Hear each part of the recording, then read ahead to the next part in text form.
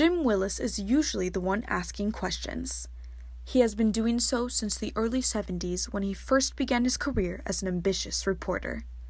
But during this interview, the roles were flipped. Through this personal excavation, Willis reveals the motivation and inspiration behind his passion for journalism and teaching. And it all began when he was in elementary school.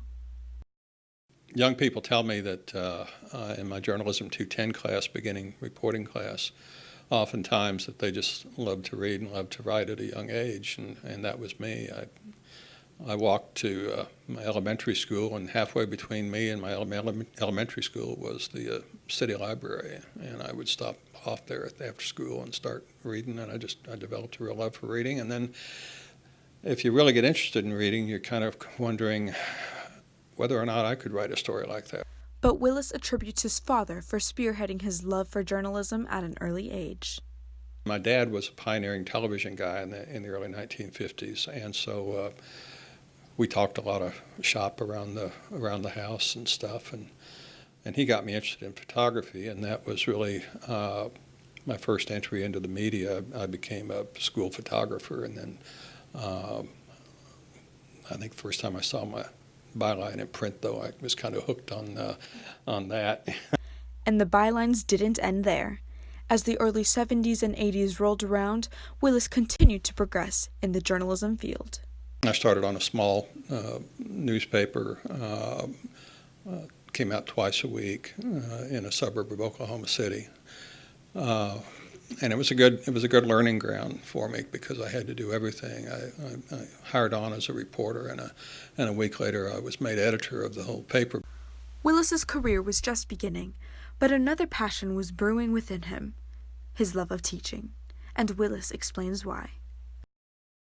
It was just wanting to try to help young journalists improve their skills, their journalistic skills. This teaching gig took Willis to Missouri, Indianapolis, Memphis, Boston twice, and then California. But during this national tour, Willis's mission for teaching changed. The last few years, it's been more of a kind of a broader mission for me, which is focused on what I call fact-anchored truth, and how the country seems to be sort of slipping away from that definition of truth. Along with a fight for fact-based truth, Willis understands the battle between opinion and objectivity. Yet he believes the answer lies within responsibility.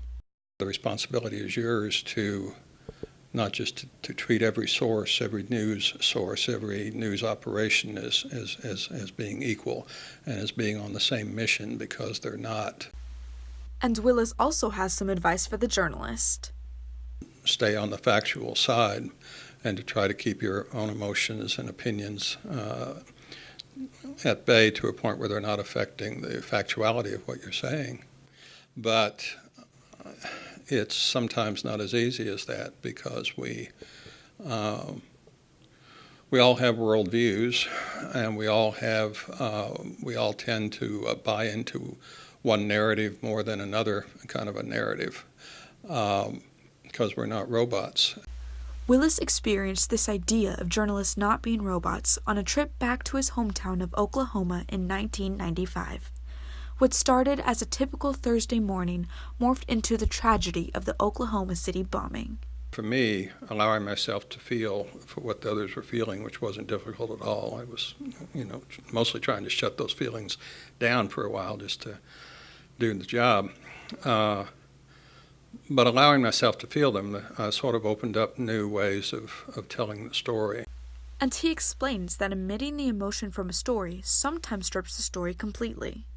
To ignore that or to not let yourself feel that would be like missing the who, what, when, and where of the story. Throughout the events he's covered, the stories he's written, and the emotions he's depicted, Willis always takes everything he's learned back to his students. I've been able to take those experiences back into the classroom, and it's also kept me. I'm still in the business of teaching, and it keeps it all fresh for me. For Zoo TV, I'm Ruby McAuliffe.